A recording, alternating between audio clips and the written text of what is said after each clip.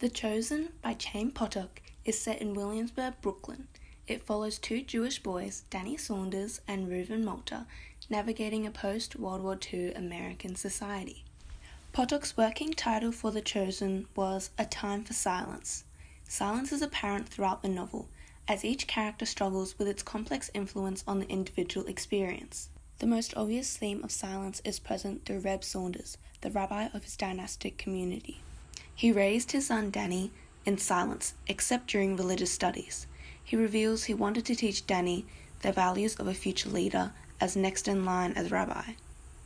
1. Maturity and independence.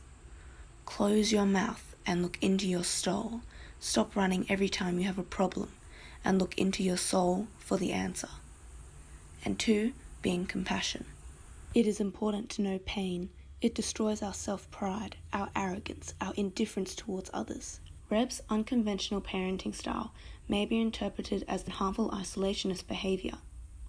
Reuven Malta certainly perceives his treatment of Danny as cruel and unnecessary. Your father, with his bizarre silence, which I still couldn't understand, no matter how often I thought about it, is torturing your soul. This makes the reader wonder, is silence and suffering necessary as a path to the soul? Did the values that silence teach Danny outweigh the pain it caused? Danny's experience with silence parallels to Reuven's experience with blindness, where both suffered a loss of physical senses, forcing them to turn inward and gain a greater sense of soul, empathy, and his role in a complex society. Silence in The Chosen is represented to be a tool of both introspection and isolation, with both harmful and beneficial influence. Silence and the outcomes its suffering represents the complexity and variety in the human experience. When the horrors of the Holocaust become known to Williamsburg, Potok explores the variety of human experiences when dealing how to reconcile the existence of a loving God with the fact of innocent suffering. Reb Saunders struggles, but accepts that the suffering is the will of God.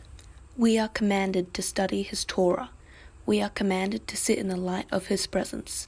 It is for what we are created, not the world, but the people of Israel. Reb believes the duty of Jews is to study and worship God, a responsibility given to them at birth, to pay little attention to the suffering of the outer world and accept that it is simply the will of God. David Malta is not satisfied with this explanation. Malta believes we cannot solely rely on the fate of God. Instead, humans are responsible to actively work for justice. We cannot wait for God. We must make our own Messiah. We have suffered enough. How long must we wait for Messiah? Malta turns to Zionism, advocating for a Jewish state to become established where all Jews can live in safety. However, Hasidic Jews are fiercely opposed to this idea, as it risks the loss of tradition and religion. In an effort to explain his Zionist activity, David says to his son Reuven, "What does it mean to suffer so much if our lives are nothing more than a blink of an eye? A blink of an eye in itself is nothing, but an eye that blinks, that is something." His point is, although we may believe the blink of an eye is nothing, we should appreciate the eye's mere existence and the blink's mere existence. Potok has continued the motive of sight, as the eyes symbolize perception of the world and one's own soul. Thus, Chaim Potok has represented the variety and complexity in human experiences through the language, form, and features of The Chosen.